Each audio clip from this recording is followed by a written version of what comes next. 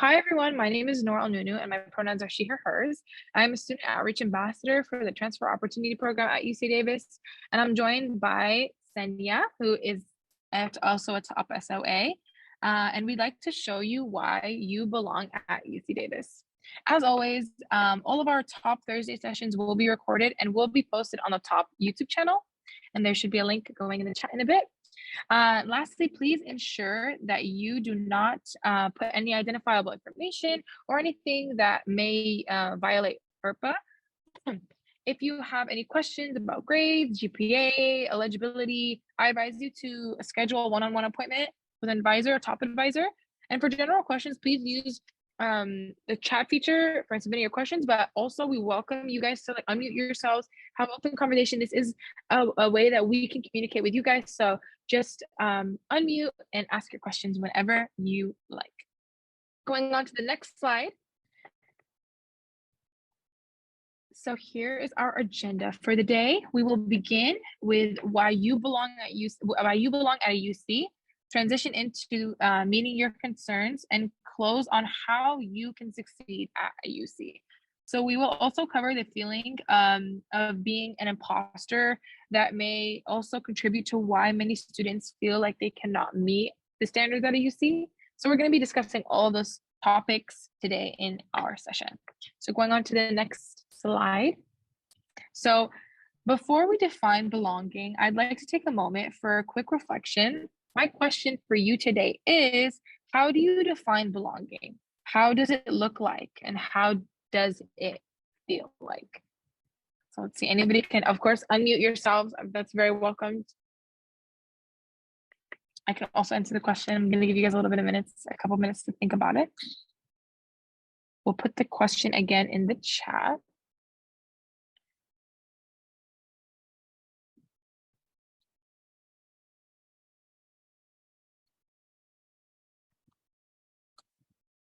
I put the question. Right here. The question for you today is, how do you define belonging? What does it look like? And how does it feel like? Okay. Oh, actually, someone just told me, you guys can't unmute in the webinar, so just using the chat feature. Apologies on my end. A feeling that being accepted, included, and valued. Perfect. Thank you, Stephanie. Anybody else? Feeling present and seen, finding a community of people that you're comfortable with and feel accepted with, being welcomed. Exactly. Yeah. Feeling heard. Exactly. Those are all really important things that make you feel belong. Like for me, how I know I feel like I belong somewhere is when I feel like it's become like a new home, or I feel like I get excited to be in that area. And I feel like, I just feel like I belong. And it looks like to me, just me with a smile on my face. It makes me feel happy, and it just makes me feel like everything's okay, which is really important. So yeah. Okay, so going to the next slide. Finding a sense of belonging can be intimidating. In a new and challenging place, students may often feel discouraged from deciding to attend a UC, mostly due to the academic rigor. There is the idea that coming to a UC requires a certain trait, but what it mainly requires is a passion for participating in what you want to do. So getting involved in making connections on campus can help you fit and thrive as a student. UC Davis has over 800 clubs for students, 68 sororities and fraternities, and plenty of student events for you to immerse yourself in that unique culture of Aggie life. So there are many opportunities for you to interact and engage with other individuals who have similar interests and common backgrounds as you. We can create that sense of belonging together by helping you make your own experience on campus and providing resources for support. So for me, a big reason that I wanted to come here is there was an MSA, which is like Muslim Student Association, which is a religious group that I associate with myself with.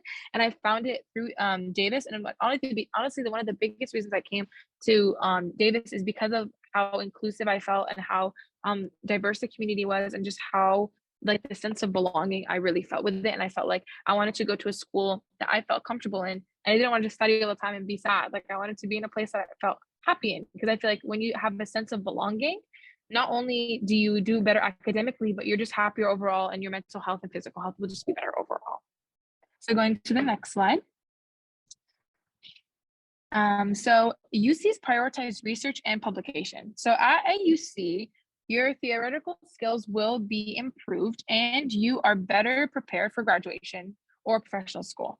So a lot of majors at a UC will focus heavily on research, as I'm sure what some of you know. At UC Davis, majors such as human development and chemical engineering have their own graduate programs.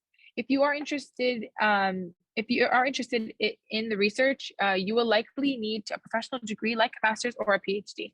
Attending a UC presents an opportunity to visualize what your career might look like and put it into practice as you gain experience. And you may even find new interests to explore or adapt to your original passion, which definitely happened for a lot of people. I know they did like internships, tried what their original thought process of what they wanted their career to be, tried it out, realized they didn't want it, and then went to something else, which Davis is very helpful with finding different kind of career paths and opportunities for you, for students.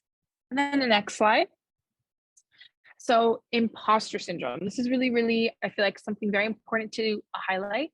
So imposter syndrome is the anxiety of self-doubt that results from persistently undervaluing one's competence and active role in achieving success, while falsely attributing one's accomplishments to luck or like external forces.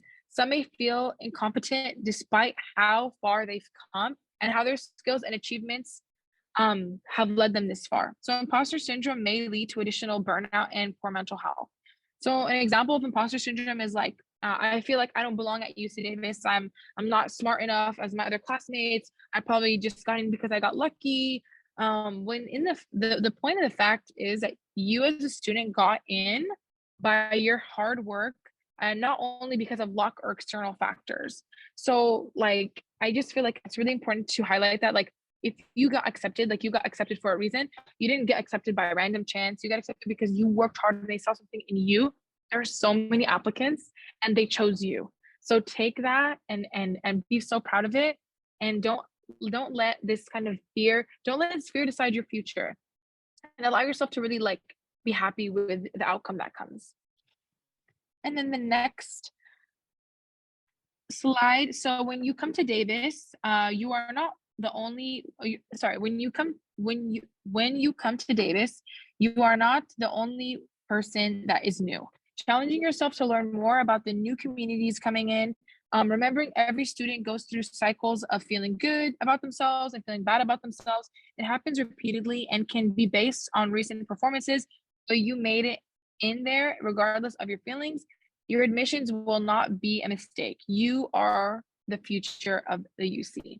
So all in all, in combating imposter syndrome, I feel like for me personally, celebrating my success and just accepting that the good that happened and speaking more positively about myself really helped me the most break the barriers of imposter syndrome.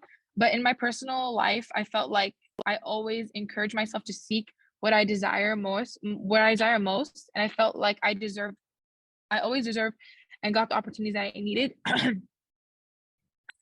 And you want a 40-year degree with a guarantee, come to a UC.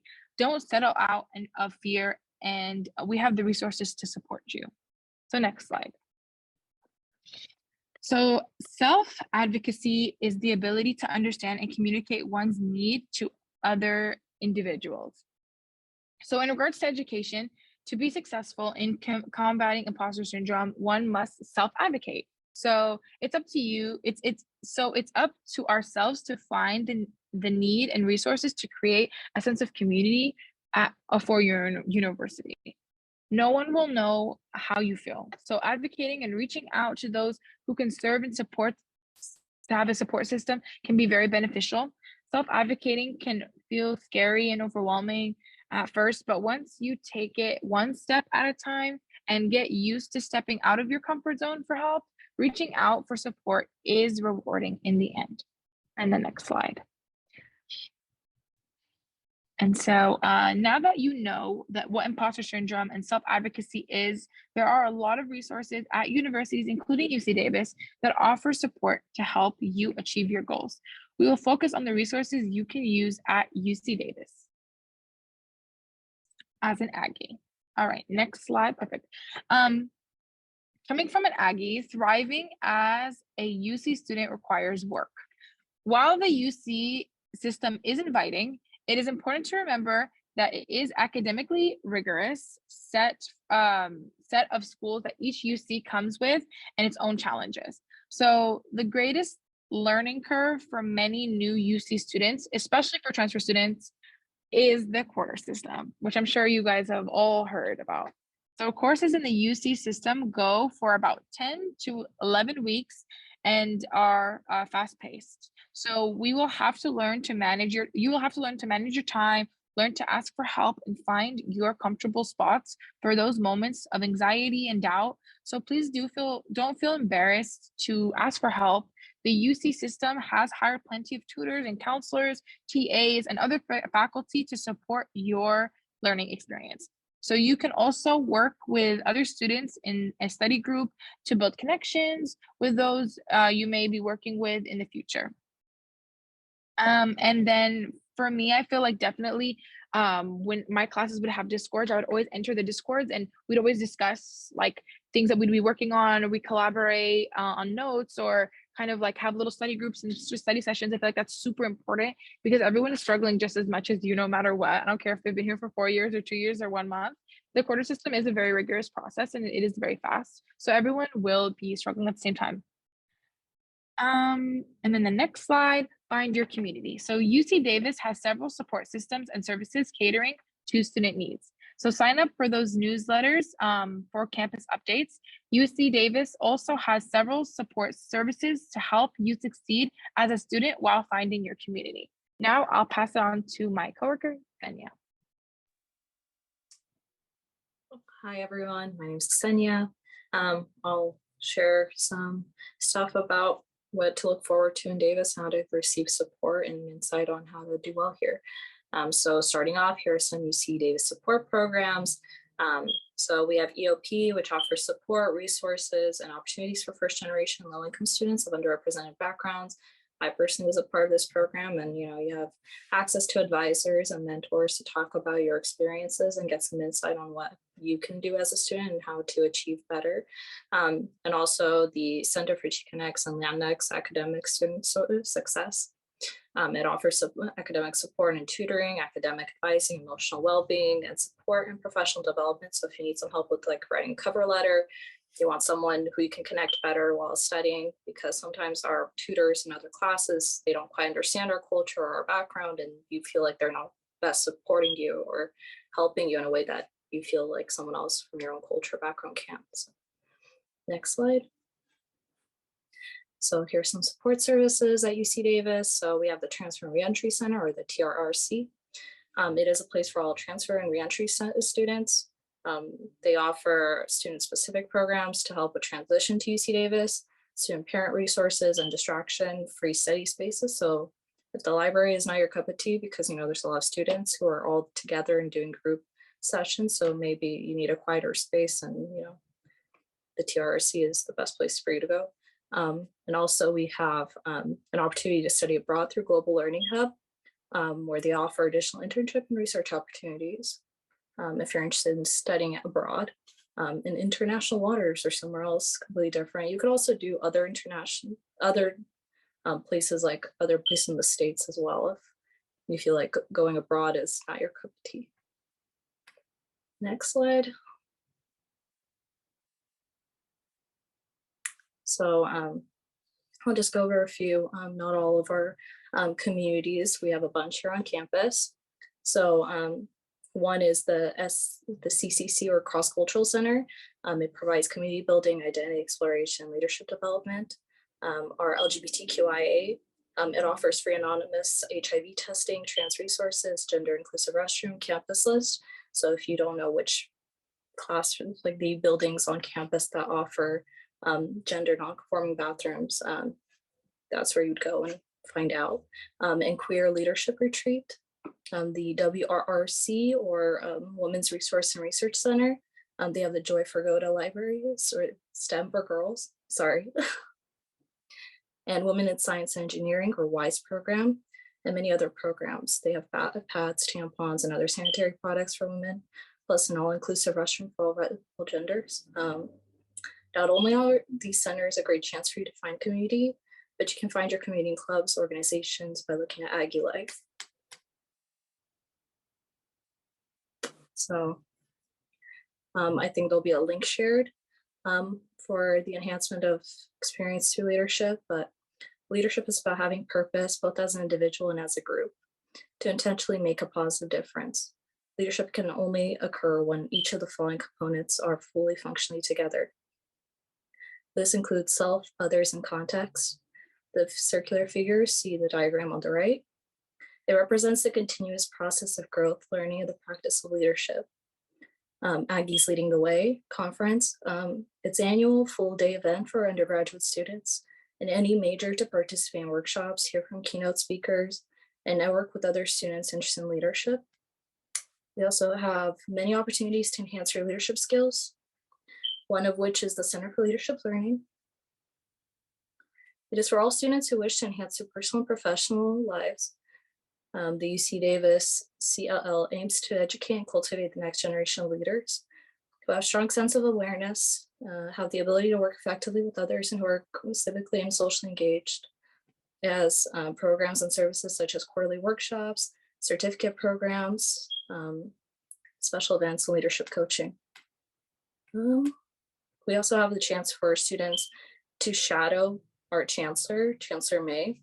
So you can learn about how campus administrators create an impact through their leadership role, rigorous application screening process, but if chosen, you can shadow a campus executive such as Vice Chancellor and even Chancellor May himself. Next slide. As you consider the various leadership opportunities, and visualize yourself as you see at UC Davis. I also want you to consider how identity and equity is an important part of your experience at any institution, be this at UC or CSU. For this reason, UC Davis has Student Recruitment and Retention Center, the SRRC.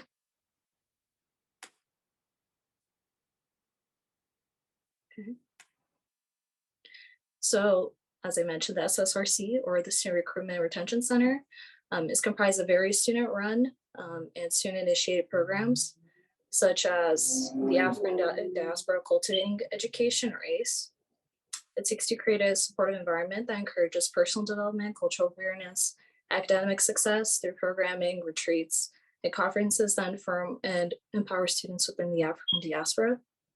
Bridge, which seeks to empower students to transform this educational system, validate the complexity of the Filipinx culture through our many services and events. The collective provides both academic and social support to empower transfer, reentry, parent, and all non-traditional students to succeed in higher education, which is a transfer resource for all those students who came from an SEC or California Community College. So next. So education justice, sorry. As we continue the conversation on equity, UC Davis has numerous social justice student-led initiatives and organizations on campus. One of which is places trained community-based poet mentor educators into middle and high school classrooms to work hand in hand with teachers to engage, educate, and empower students. 48% increase in student attendance in the treatment classes with a poet mentor educator. 81% of SES participants will be the first in their families to attend college. So beyond stats, they're collective formerly incarcerated and system impacted students who are enrolled at UC Davis. They work towards finding effective ways to support each other in non-judgmental, holistic, and constructive ways. These are only a fragment of the movements on campus. There are so many other social justice organizations on campus. I encourage you to explore our Center for Student Involvement to learn what other opportunities we have. Know that it only takes 2 people to start a student organization on campus. ASUCD It's opportunities to get involved in student government and serve as a student representative in the Office of Transfer Student Representative, different committees, commissions, and units. So basic needs. Now let's talk about resources that are specifically offered at UC Davis. So as a student, I also struggled with finding a way to pay for food. As many kind of try and navigate how to live on their own, or trying to figure out where our next paycheck goes. One that I would truly highlight is CalFresh. If you're eligible, you can also use CalFresh, where you receive monthly electronic benefits to help you pay for groceries. You can check which grocery stores accept CalFresh, ABT around Davis or your area. There's also the ASUCD food pantry. This is a pantry that is free for students and provides food and other basic essentials every day except Saturday and Sundays. They offer produce, bread, and non-perishables. Next. So some basic needs. At UC Davis, there is also transportation services offered on campus and around Davis. We have transportation services such as ASUCD, Unitrans, Yellow Bus, and Safe Ride. We also have a Davis, Berkeley, and intercampus shuttle.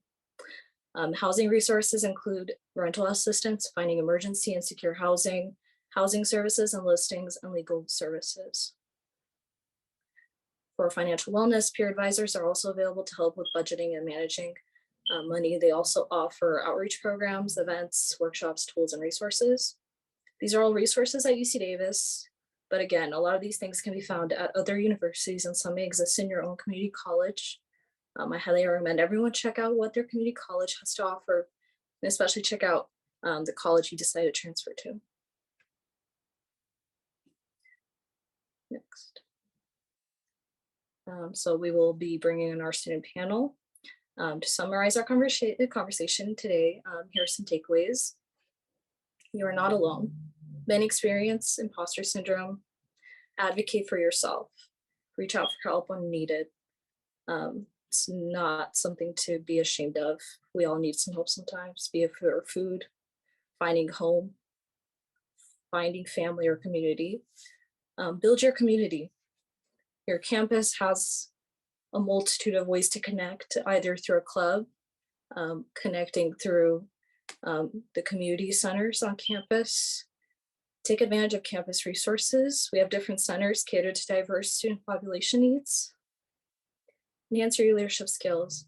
Get involved on campus, whether it's leadership programs, education related, or overall fighting for justice. Be part of what encompasses to be an Aggie. Go to basic needs centers. There are several resources that can help you save money. Awesome. Thank you so much, Ksenia. So I've been slowly adding our panelists.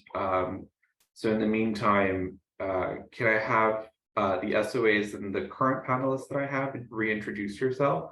So your first name, last name, what institution did you transfer from, and what institution you're at? And if you feel comfortable turning on your cameras, our panelists, feel free to do so. Some smiling faces. Awesome, awesome, thank you. So let you all get started. So Nor, did you want to remind folks? Yeah, hello everybody. I was just talking earlier today, or earlier like a couple minutes ago, but just in case you forgot, my name is Nor. I am a top SOA here at UC Davis. I transferred from Modesto Junior College, and I am a fourth year communications major. Hi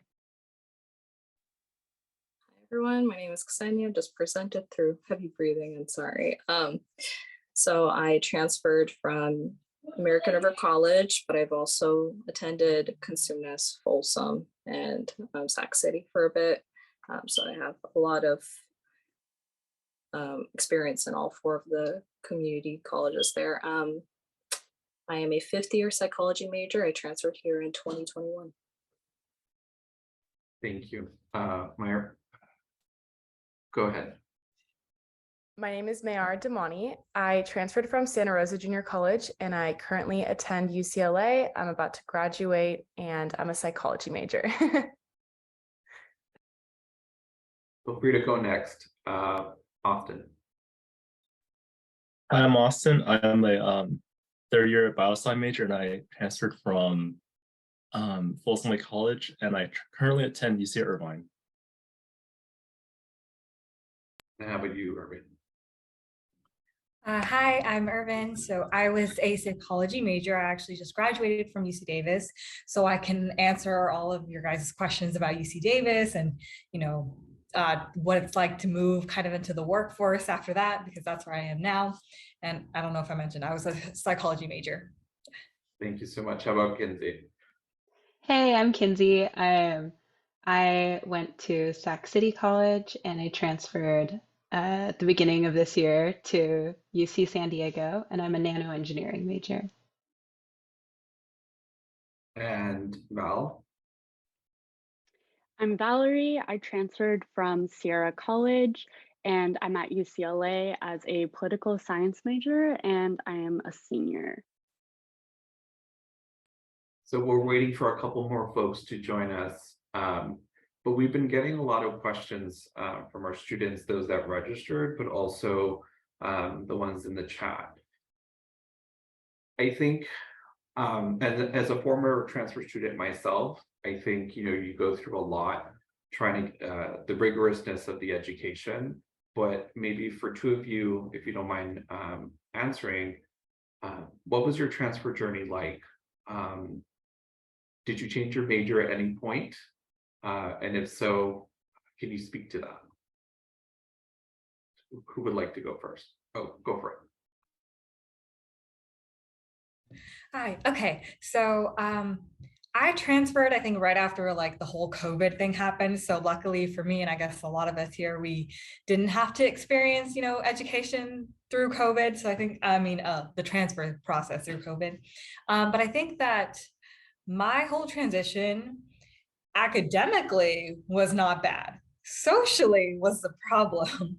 When you're coming in as a transfer student, oftentimes, you got to kind of figure out friends again and how to make them. And everybody's already kind of formed some of their friend groups for the people who came in their freshman year. So I think that part was the hardest. And my advice for that would to just be find one person and then make your connections through them. And then academically, UC Davis is such a huge school and they've got so many resources. So if there's anything that you're feeling or that you might be dealing with or suffering with, UC Davis has a resource for it. You can definitely find it. So I think that as long as, you make an effort to deal with whatever it is that you might be going through, you're definitely going to be able to solve your problems and thrive. 100%. And I think you really touched on that. From an admissions or academic standpoint, we don't know that you need help until we notice you're on academic probation, failing classes or grades, or dropping out, right? So definitely asking for help. May, you were going to add a couple more points?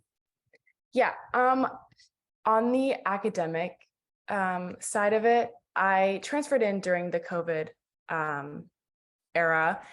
And as a transfer, you're not exposed to all the things that the campus has to offer. For example, like clubs, or even when you want to minor, there are so many prerequisites to minors. I had that situation. I was trying to minor in neuroscience, and then I had a bunch of prereqs that I had to do, but I didn't have enough time in my 2 years here to get it done. And just so many things involved with that. But I didn't know to look into these things. Or for the physics series at UCLA, they offer a study abroad to get the entire series done over the summer. And I didn't know about that until it was too late. So my advice to you is just once you go in, if you have an idea in mind of what you want to minor in or things you want to knock out in a bunch, such as the physics series, I would so look into things right when you get there, because that's the time to start.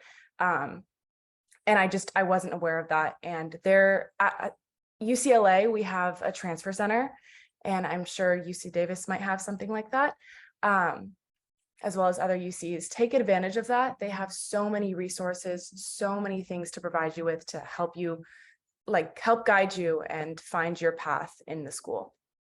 So I think you really highlight a huge point there, that as a transfer student, you have to create that college experience for yourself. How does that look like? It's going to look like very differently for each of one of you, right? So I'm curious, you touched on resources on campus. So maybe two of you, can you speak on the resources that you are using or have used now that you've transferred at your particular institution? Go for it, Valerie. So, as she just touched on, UCLA does have a transfer center on campus. And that transfer center is basically, I mean, it's a hub for all transfer students at UCLA. And it's like a space dedicated for resources, support, events. If you need resources to study abroad or academic, housing, kind of, or if you just need support socially, what so be it, the transfer center offers that. And they also offer like a transfer volunteer program, and this is established program to give transfer students like updates on like leadership, professional developments, volunteer opportunities, not just in the transfer community but UCLA and beyond.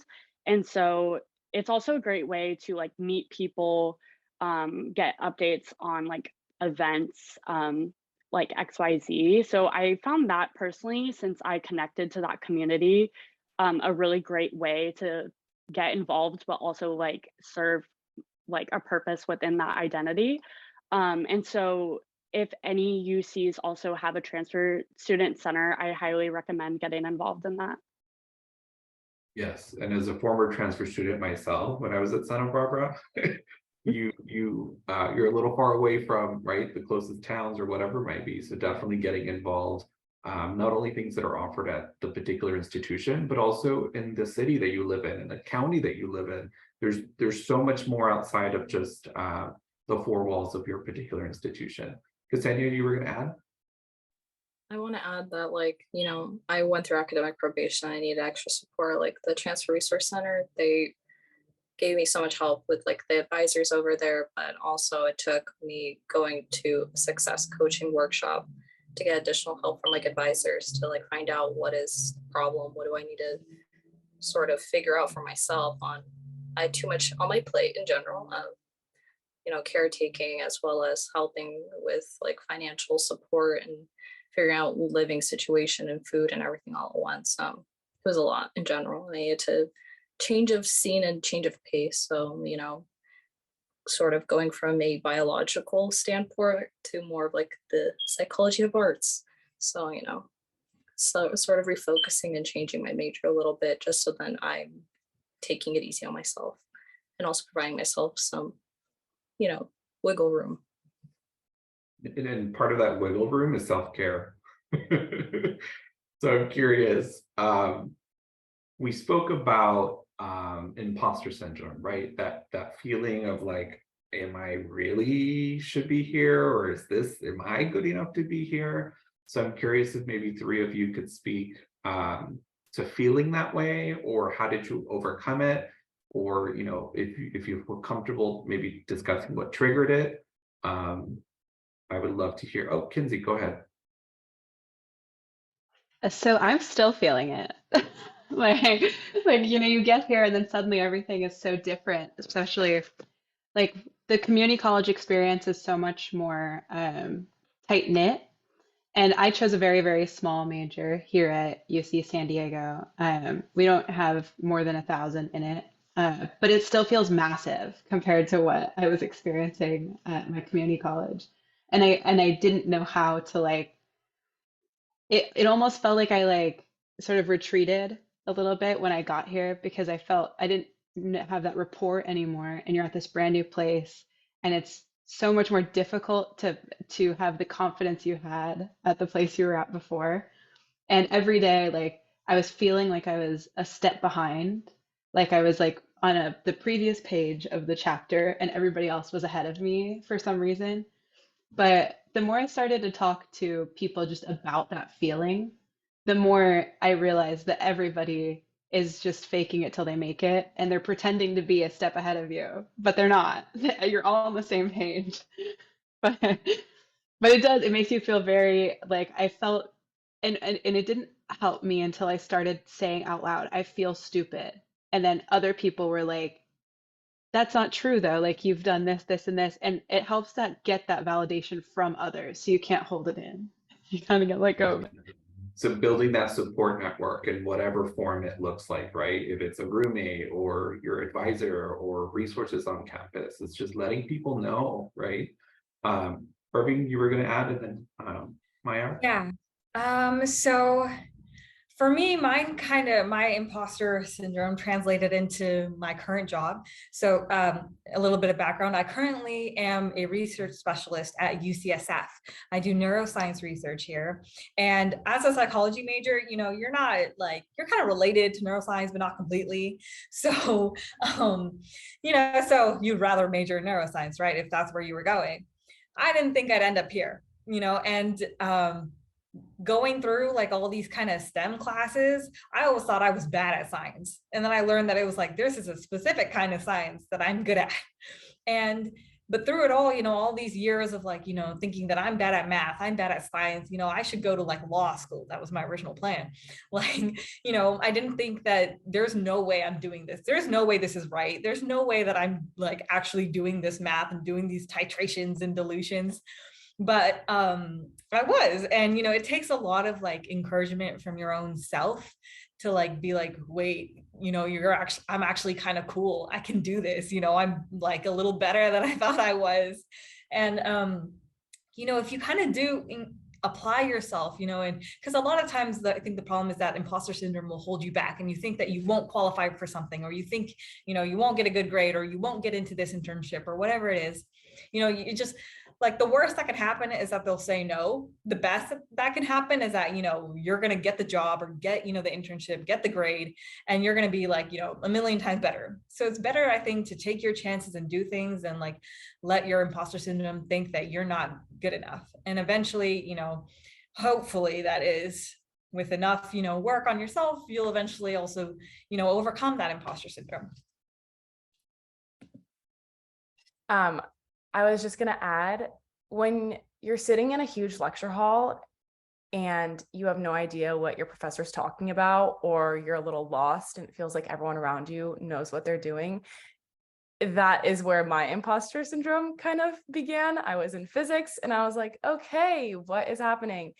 And what helped me with it is comparing myself to myself. I think comparing yourself to the people around you is so counterproductive, because everybody else has a different situation or a different major or a different workload. And so I was always comparing myself to my roommates who are not a STEM major. And that is a different workload than my major. And so I'm like, why do they have a 4.0? And like, I don't.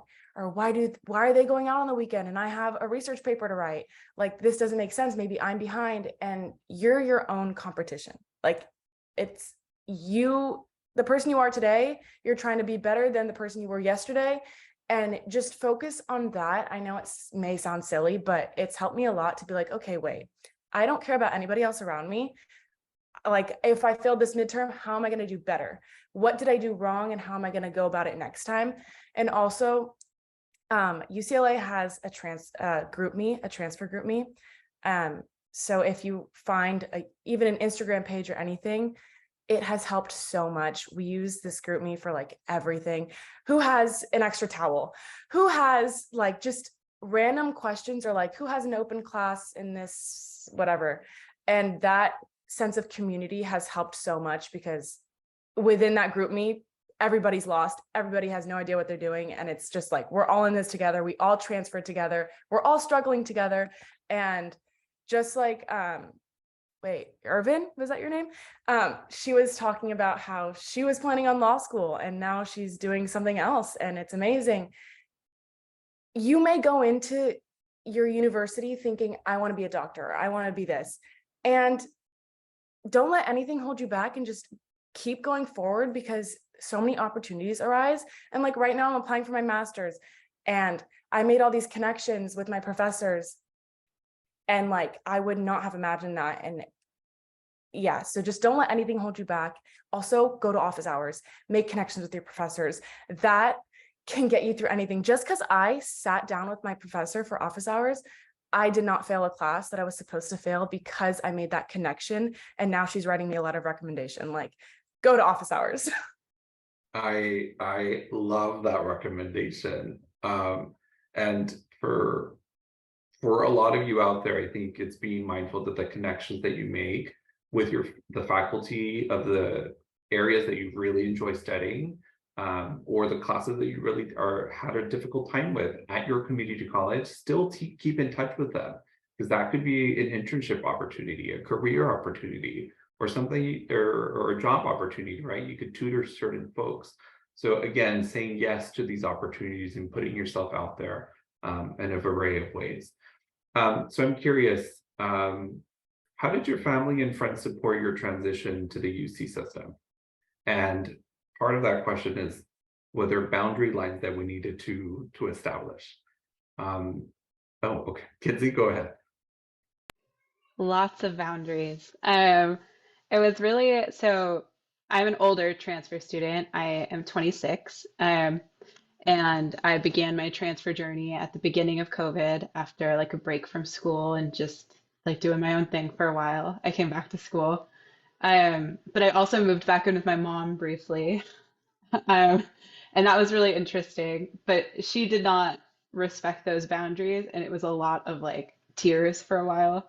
Until finally, like I started showing her my work and things like that.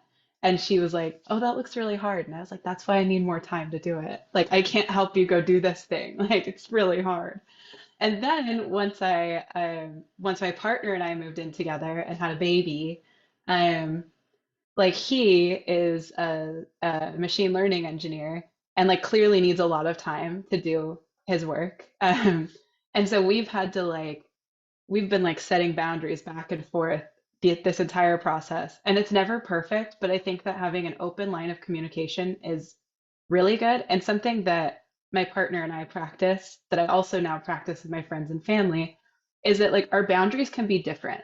So like if my boundary is that I need this amount of time or something and yours is this or whatever, like that's okay that like mine might be less than my partner's. If my partner needs more time to do something and I need less time, as long as I get the time I need and he gets the time he needs, like we can coexist together really well. But trying to keep things fair and or like equal is never going to work. So I strongly suggest that you try to evaluate your own needs independently of anybody else that's in your life. Beautifully said. And I think part of the transfer journey for many of us is a family affair, whether it's your chosen family or the friends that you grew up with or the community that supports you, right? These decisions are made, but also boundaries need to be established, because just like you mentioned, right? Like I can't come home every weekend, or I can't stay a little bit longer, or I can't, do certain things. But definitely that communication is extremely important. Irving, you were going to add a few things? Yeah, I was just gonna expand just a little bit more. Kinsey, you said like pretty much everything that needed to be said about boundaries, but I just wanted to emphasize that like it's really, really important that you like advocate for yourself, because nobody else is really gonna do it. I mean, you have people that will support you, yes, but like, you need to speak for yourself and you need to do what you need to do for yourself, especially when it comes to this point in your life. I'm sure, a lot of you are like, oh, I want to get through school. I want to do this, I want to reach this career goal eventually, right? You guys, the only way that you're going to get there is if you do it. Nobody's going to do it for you. So you have to like, just low key, like buck up and just do it and get yourself together and, get going. And of course, though, like, talk to your friends, talk to family, and, only really pay mind to those that support you, and, we'll get to where you want to be. And, just like, y'all got to let the toxic people go. That's for sure. You will outgrow people very, very quickly in your journey, and that is okay. And you just got to keep pushing, because, this is your life. You only get one. Why are you living it for other people? So just, do what you got to do for yourself, especially in your academic journey, because it will set you like for the rest of your life. Absolutely. Go ahead. Sorry, I just wanted to say one thing to piggyback off that. A quote I like is, "There's no such thing as try, just do."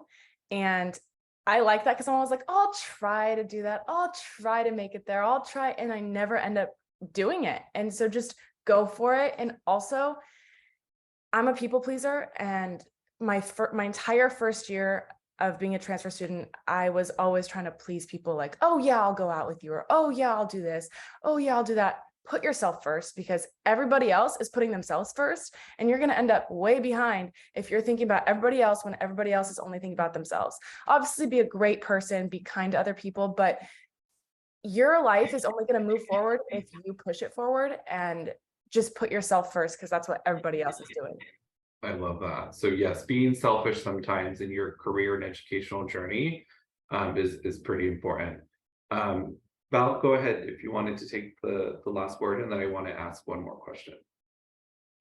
So I was just gonna say that for my experience, picking the UC that I wanted to go to was a very personal process. I think it almost is a decision that should, of course, your family and your friends are going to have input, and they will probably let you know how they feel regardless if you want to hear it or not. But this should be an independent process. You should be making a list of what kind of climate do you want to live in? What kind of experiences are you looking for? Do you want to live in a city? Do you want to live in more of a college town? Like, those are questions that only you know how to answer. Maybe your parents can have influence, or your friends will want you to stay close, of course, but it's a personal process. And at the end of the day, it should be, you know, your pros and cons list, and then the support should come from your decision.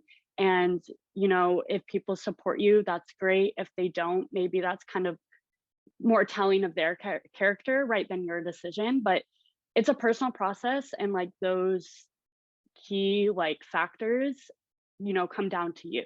So definitely like take like you know, opinions from your family and friends, but ultimately it should be your decision.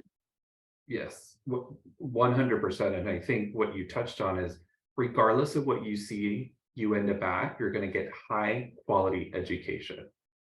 Now, the factor there is, what type of environment do you see yourself in, right? Am I going to be successful? And I always encourage my students that I work with, go to these institutions, go get a tour, go participate in the summer programming. If you could stay a day, if you get it, go around the campus. What does the transportation look like? Where are the parking, but also where's the best places to go eat? Here in Davis and Nora and Katsede could confirm the amount of amazing boba shops here. But definitely some great advice there. Speaking of advice, I do want to ask maybe Austin to chime in. What type of advice would you give to current transfer students? Like, what is it that you wish somebody told you during that time? I wish that I got some like research experience before transferring, or like some kind of like internship, so that I'll be prepared to go to UC Irvine. I think that would have like helped me find like a lot more opportunities there. So yeah. And I would also definitely finish up the prereqs too, for transferring as well. Great advice, Nora. Yeah, I completely agree with what he's saying. I would say one of the biggest reasons I think that's so important is, number one, because a lot of the time we think we know what we want. We have our whole life plan. We don't want anything to be like wrong. So it's kind of scary to think about like how your whole life plan work might be kind of like off. And one way to test that, to see if you're on the right career path and the right major, is by doing an internship or doing a career that's in that major. And you know how many people I've met who like tried an internship with the major that they're intended, and then they realize like, oh, this is not for me, and then switch their major while they're in college. It's way better to do that in college, even though it's scary. It's going to be even scarier once you're done with college. So I might as well do it now. And I feel like that's such an important thing. And also, let's say that you do like the major, then you have experience when you go out of college, and you can tell like employers like, listen, I've worked in the field, I've done this, this, and this, instead of just being like a college student with no experience. Go for it, Irving. Okay, so I was gonna say that piggyback off Nor and Austin. So for our research experience specifically, like I came into Davis with no research experience, and then I got into research at Davis. And kind of off of what Noor said, like, you know, your major doesn't have to be end all be all, you know, you can change it at any point. And also, you know, you can get into other experiences that don't necessarily have to do with your major, and you can go off that. I'll give myself an example: psychology major, you know, neuroscience, not directly like related, but like, you know, the hand is there. And I got into neuroscience research at Davis. And then I got this job here at UCSF doing neuroscience research. And, you know, on my offer letter, it said you need to have a degree in cellular or molecular biology, which I obviously did not have. I had a psychology degree.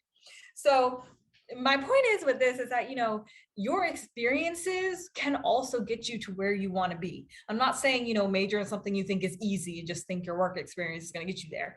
Not necessarily, but I'm telling you that, you know, all the things that you experience, you know, they matter, especially when it comes to, you know, driving your career and driving your further education. And, you know, don't like think that your major is end all be all. If you're unhappy with it, you know, switch it up, or, you know, expose yourself to different experiences so that way you can get like even deeper into other experiences. You know, you can get the more advanced like internships so that you can continue growing and figuring out what you like.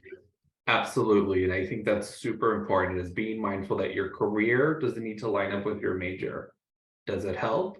Sure. But there's plenty of people there that have all types of majors or minors and a whole bunch of experience. So you kind of jumble it all together and you kind of find your way. Switching your major, adding a minor, all of those things will happen throughout your college experience, but it really comes down to you deciding what works best for yourself. The other key thing that I heard there was really just getting involved. So when I was at UC Santa Barbara, I studied abroad for a summer because I wanted that experience for myself, right? I also did an internship with the communications department, right? So again, putting yourself in these situations or asking, right, what is it that I can do to kind of help down the line if I'm planning to go to graduate school or medical school or law school or whatever it might be, but also like what type of experience do I want for myself? Kinsey, you were going to add?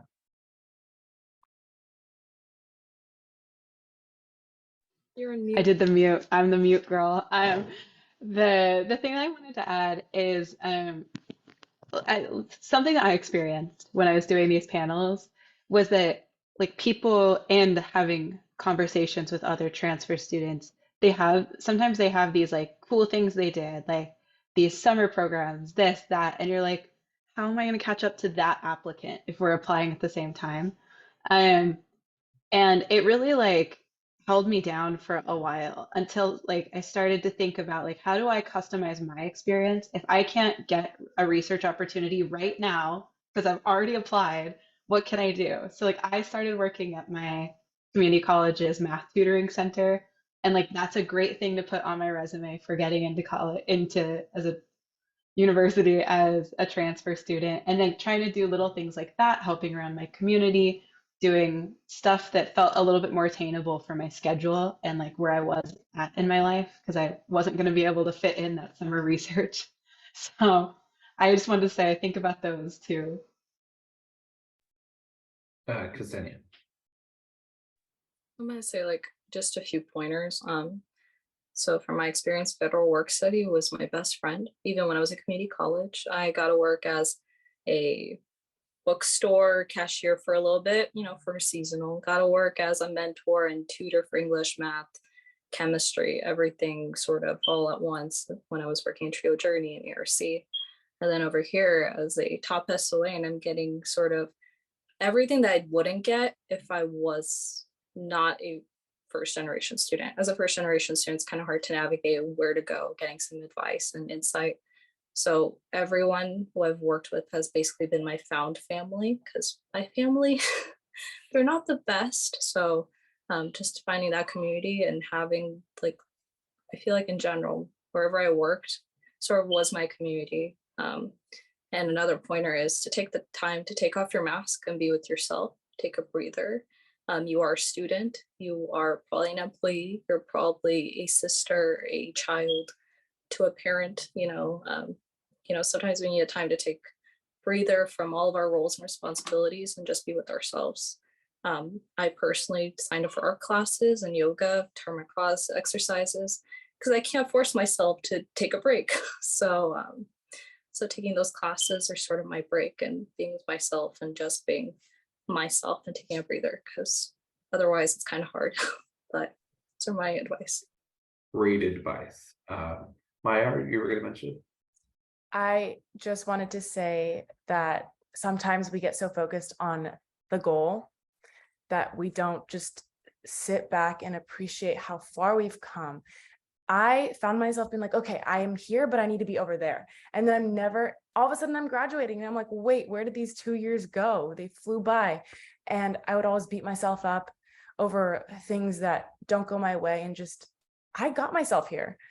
In high school, I got straight C's, and all of my high school teachers thought I wouldn't be something one day. And I went to community college, I got my grades up, and now I'm at UCLA. And I think we forget to just sit back and be like, wow, I got myself here, and enjoy it. Enjoy the time that you're at Davis or UCLA or Irvine, wherever you end up. Enjoy it, because it's going to fly by.